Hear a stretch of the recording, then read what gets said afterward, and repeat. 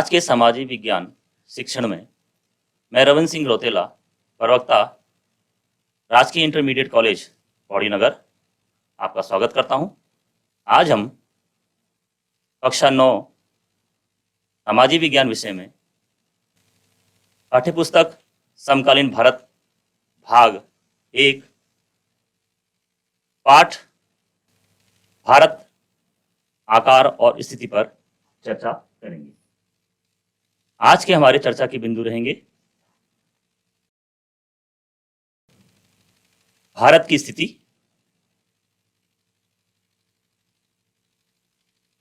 भारत का आकार, भारत तथा विश्व,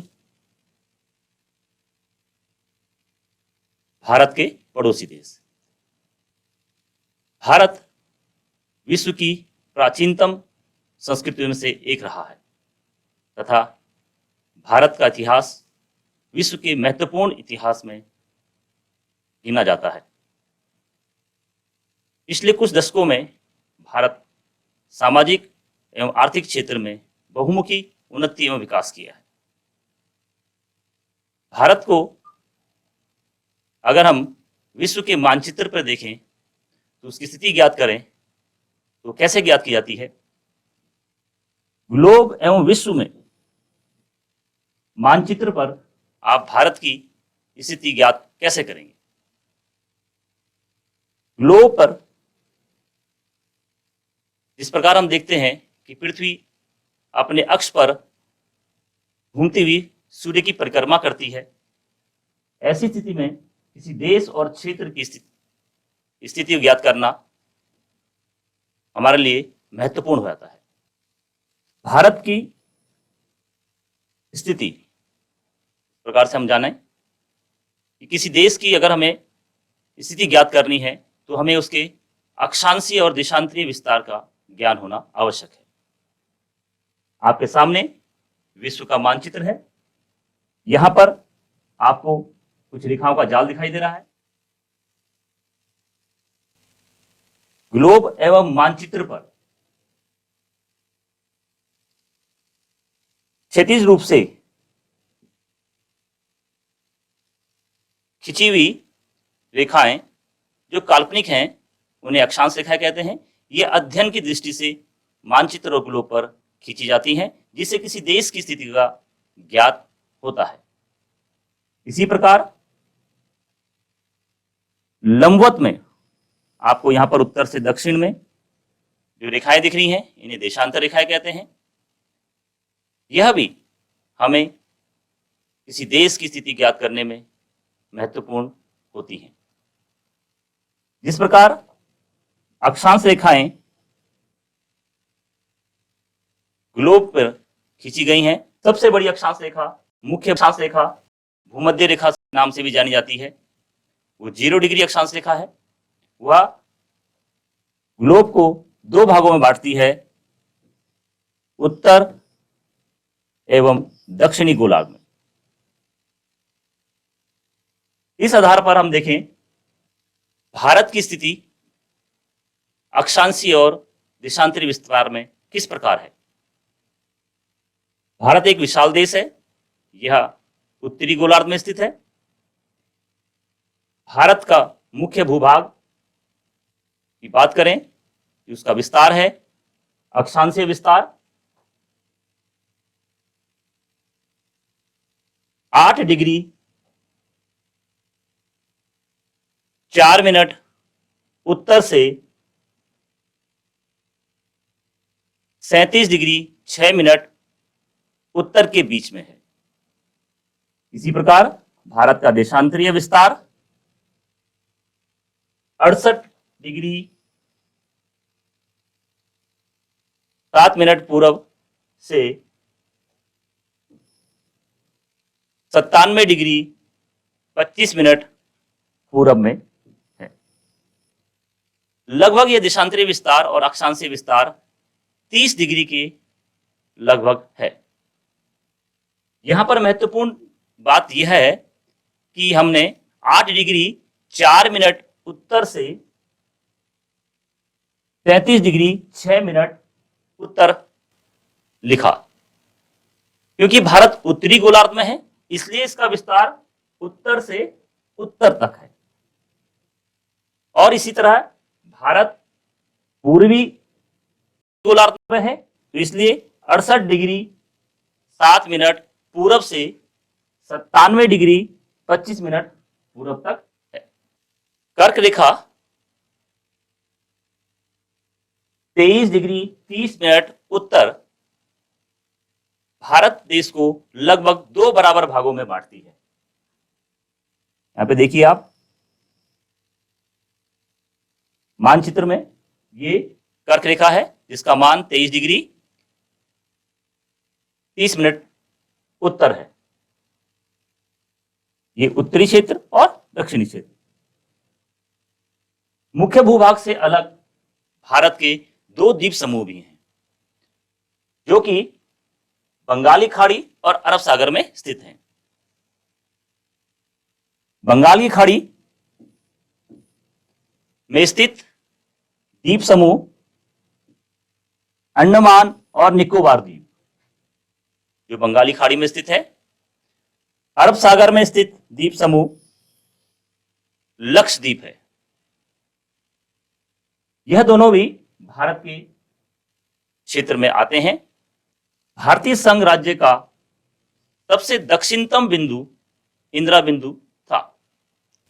यह दक्षिणतम बिंदु यहां पर अंडमान निकोबार द्वीप में 6 डिग्री 45 मिनट उत्तरी पूर्व पर स्थित था, जो कि 2004 की सुनामी लहरों में जलमग्न हो गया। अब हम बात करते हैं भारत के आकार पर। विश्व के मानचित्र को देखिए और भारत के क्षेत्रफल का तुलना करते हैं। भारतीय भूभाग का क्षेत्रफल लगभग 32.8 लाख वर्ग किलोमीटर है। भारत का क्षेत्रफल पूरे विश्व के क्षेत्रफल पे 2.4% है। भारत विश्व का 7वां बड़ा देश है। आप मानचित्र में देखिए, भारत से बड़े 6 देश यहां पे दिखाए गए हैं। यहां पर देखिए, रूस इस क्षेत्र में है। कनाडा यहां पर उत्तरी अमेरिका महाद्वीप में कनाडा स्थित है। उसके बाद उत्तरी अमेरिका महाद्वीप में ही संयुक्त राज्य अमेरिका यहां पर स्थित है। उसके बाद चीन, जो एशिया महाद्वीप का देश है, यहां पर है। ब्राजील, जो दक्षिणी अमेरिका महाद्वीप का देश है, वो यहां पर स्थित है। और ऑस्ट्रेलिया, जो स्वयं में एक देश और महाद्वीप भी है, वो यहां पर है। ये 6 देश भारत से क्षेत्रफल में बड़े हैं। भारत की सीमा रेखा, भारत की स्थलीय सीमा रेखा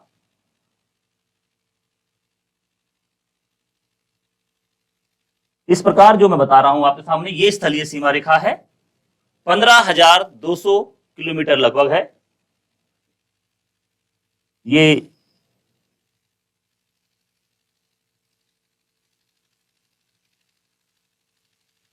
और समुद्री तटरेखा की सीमा 7,516 किलोमीटर है, क्योंकि यहां से दिखाई जा रही है।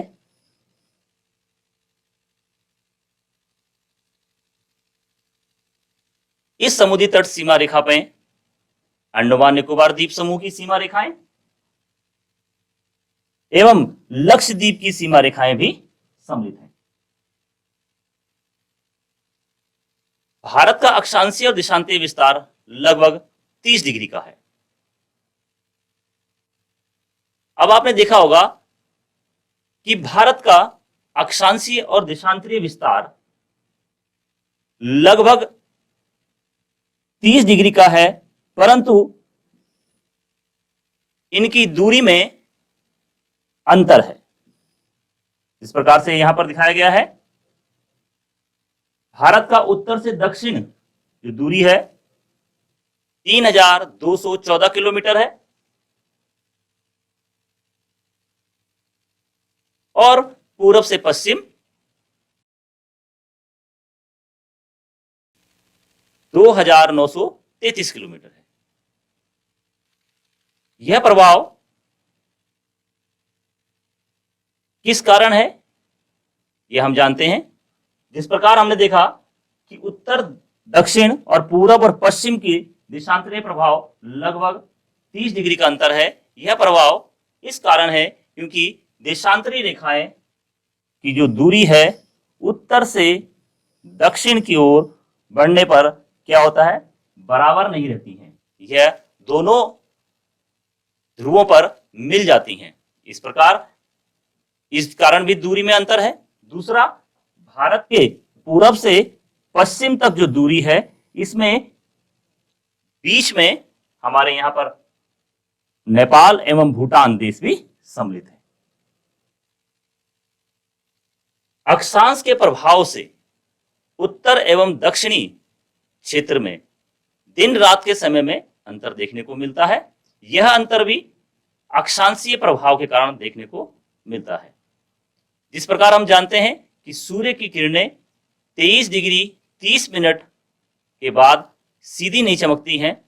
सूर्य जिस भी गोलार्ध में रहता है उस गोलार्ध में दिन बड़े और दूसरे गोलार्ध में दिन छोटे होते हैं। अर्थात कर्क रेखा के बाद भारत के या विश्व के क्षेत्रों में दिन रात की अवधि में अंतर देखने को मिलता है। सूर्योदय अरुणाचल प्रदेश में गुजरात की तुलना में 2 घंटे पहले उदय हो जाता है क्योंकि वो क्षेत्र पूरब में है और गुजरात पश्चिम में है। ऐसा किस लिए होता है? और हम देखते हैं कि 2 घंटे के अंतर के बावजूद भी हम सबकी घड़ियों में एक ही समय दिखाई देता है। 82 डिग्री 30 मिनट पूरब देशांतर रेखा भारत की मानक यमयोत्तर है।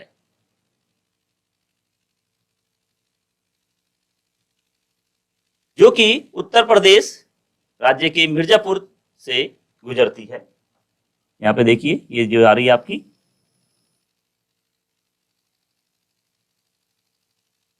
82 डिग्री 30 मिनट रेखा को भारत का मानक समय रेखा भी कहा जाता है।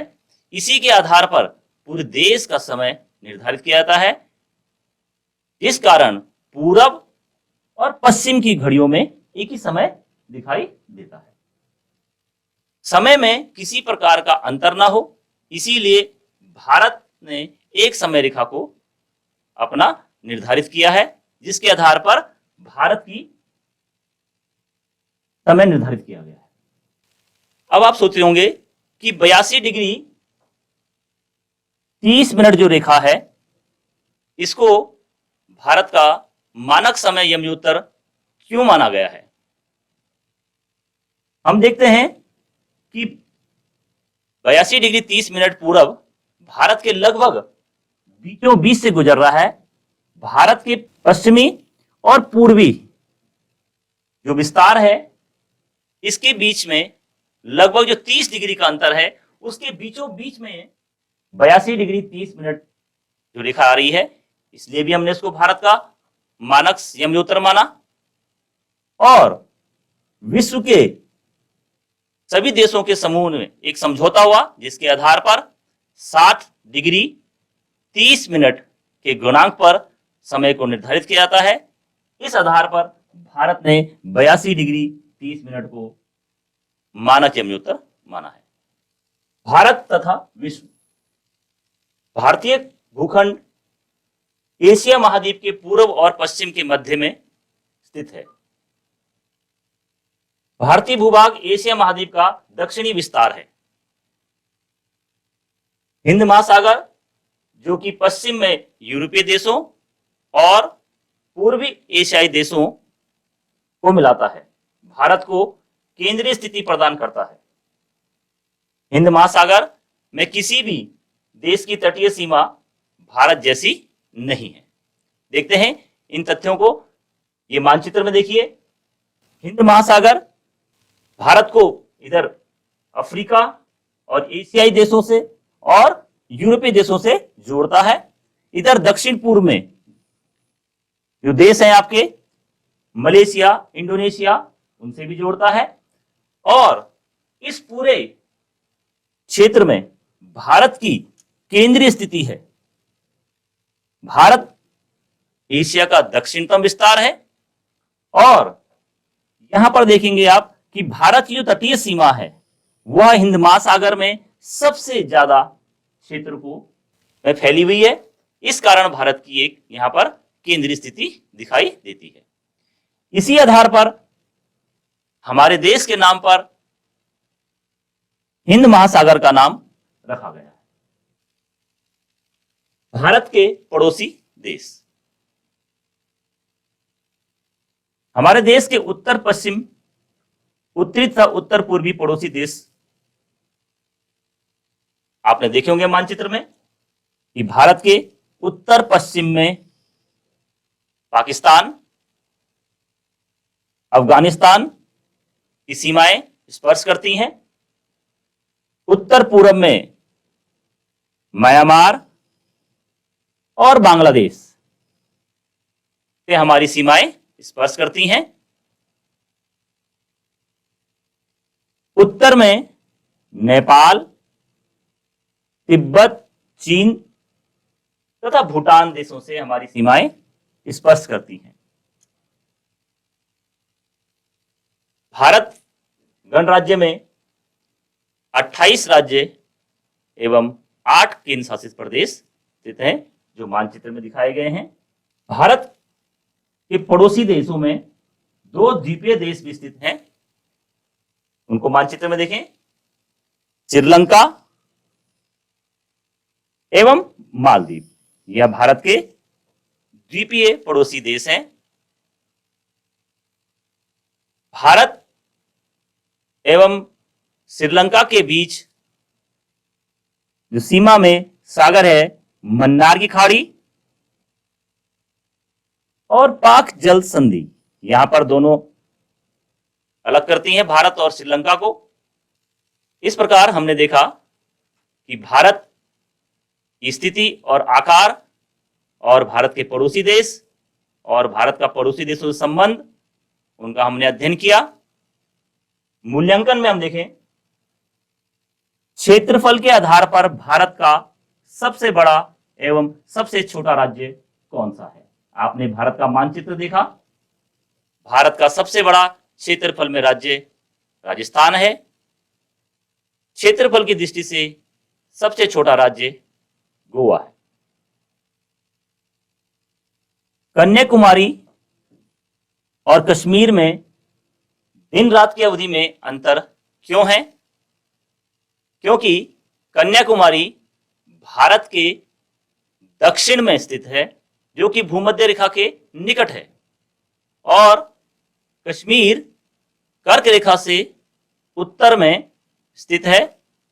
जिस प्रकार मैंने आपको बताया था, यह हमने चर्चा करी थी कि जो राज्य या जो क्षेत्र भूमध्य रेखा से नजदीक रहेंगे और वहां पर दिन रात की अवधि क्या होगी, बराबर रहेगी। 23 डिग्री 30 मिनट के बाद दिन रात की अवधियों में आपको अंतर देखने को मिलेगा, क्योंकि सूर्य कभी भी 23 डिग्री 30 मिनट दोनों गोलार्धों में उसके ऊपर सीधा नहीं चमकता है। जब सूर्य उत्तरी गोलार्ध में रहेगा तो उत्तर में दिन बड़े होंगे और रातें छोटी होंगी, और जब सूर्य दक्षिणी गोलार्ध में होगा तब दिन दक्षिणी गोलार्ध में बड़े होंगे और उत्तरी गोलार्ध में छोटे होंगे। भारत में कौन से राज्य अंतरराष्ट्रीय सीमा को स्पर्श करते हैं? अब यहां पर हम स्थलीय सीमा वाले राज्यों देशों की बात करें तो भारत के स्थलीय सीमा में जो हमारे पड़ोसी देश है पाकिस्तान, उससे स्पर्श करता है जम्मू कश्मीर, पंजाब, राजस्थान।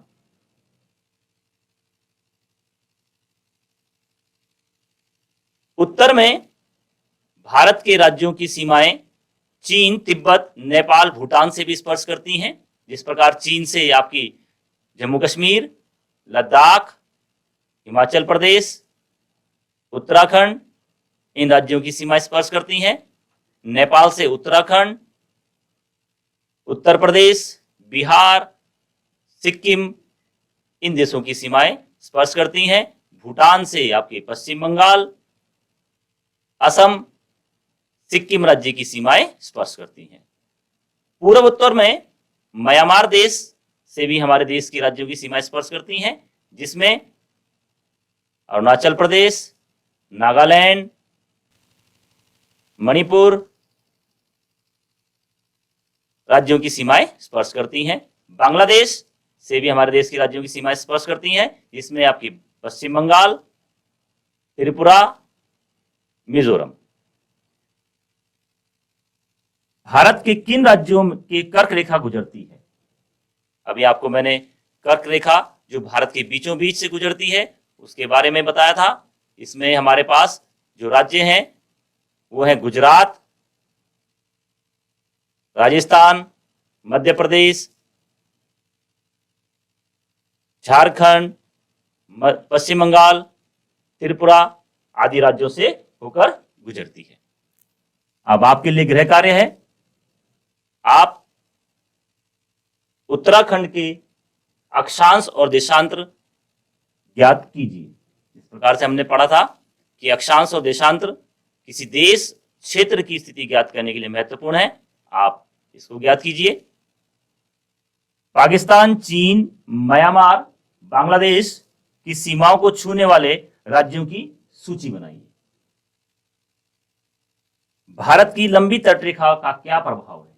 हमने देखा कि भारत 7,516 किलोमीटर लंबी रेखा है जो सागर से स्पर्श करती है। आज हमने भारत आकार और स्थिति की बिंदु पर चर्चा की। इस चर्चा के बिंदु में संदर्भ रहा एनसीईआरटी की कक्षा 9 और 11 की पाठ्यपुस्तक एवं भुवन इसरो द्वारा निर्मित साइट।